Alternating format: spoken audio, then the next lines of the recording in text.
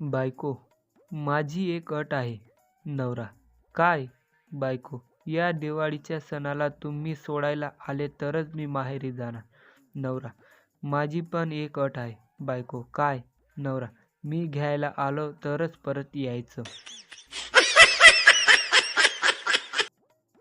Madam: साक्षी, तू काल स्कूलमध्ये का नाही आलीस? साक्षी: मॅडम, मी काल स्वप्नामध्ये जपानात गेली होती. मॅडम: अच्छा. गण्या, तू काल का नाही आलास बरं? गण्या: ओ मॅडम, साक्षीला सोडायला एअरपोर्टवर गेलो होतो ना. मन्या: बाबा, 10 रुपये द्या, एक गरीब माणसाला द्यायचे आहेत. बाबा: बाळा, कुठे आहे तो गरीब माणूस? मन्या: बिचारा बाहेर उन्हात आईस्क्रीम विकतोय हो.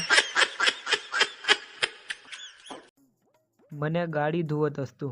तेवढ्यात शेजारून जाणाऱ्या काकू विचारतात, गाडी धुतोयस? मन्या: नाही, पाणी घालतोय, कदाचित मोठी होऊन बस बनेल.